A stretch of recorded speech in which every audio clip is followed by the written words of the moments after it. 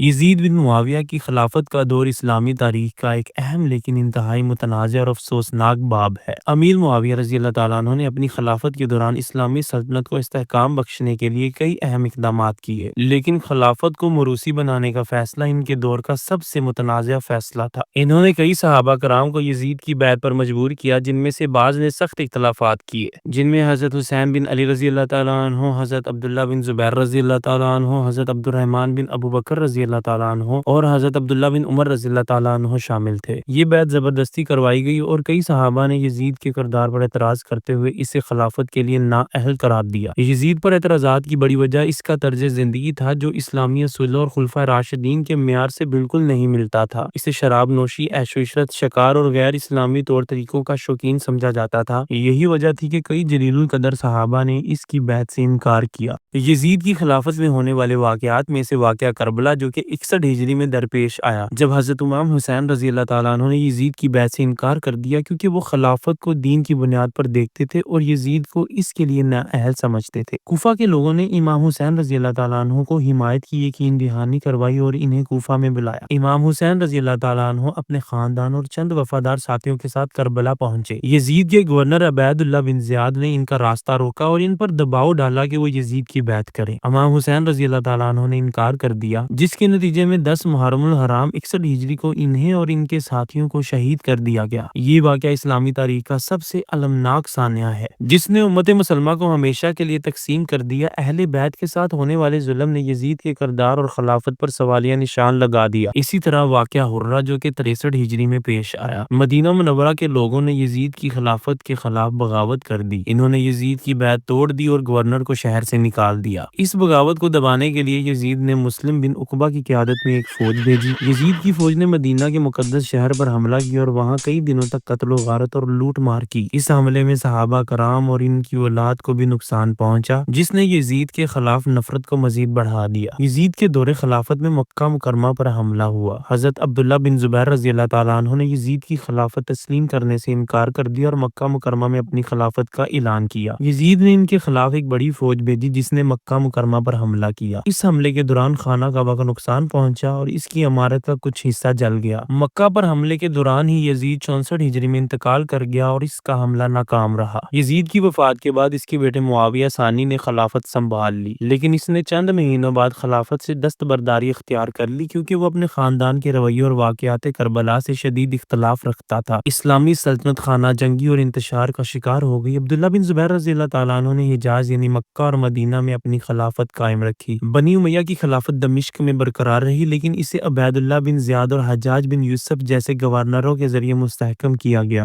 یزید کے دور میں خلافت کا وہ نظام جو خلفائے راشدین کے وقت تک شرائعیت اور اتفاق رائے پر مبنی تھا، بادشاہت میں تبدیل ہو گیا۔ کربلا کے واقعات اور دیگر سانحات نے امت مسلمہ کو شیعہ اور سنی دھڑوں میں تقسیم کر دیا۔ خلافت کا مقصد امت کی قیادت کو دین کی بنیاد پر قائم رکھنا تھا، لیکن یزید کی طرز زندگی اور حکومتی پالیسیوں نے خلافت کے تصور کو کمزور کر دیا۔ یزید کا دور خلافت اسلامی تاریخ میں بدنامی اور اختلافات کا دور سمجھا جاتا ہے۔ اس کے دور میں ہونے والے واقعات، خصوصاً واقعہ کربلا، مسلمانوں کے دلوں میں ہمیشہ غم اور افسوس کا باعث رہیں گے۔ یزید کے دور کے نتائج نے نہ صرف امت مسلمہ کو تقسیم کیا، بلکہ خلافت کے نظام کو بھی ناقابل تلافی نقصان پہنچایا۔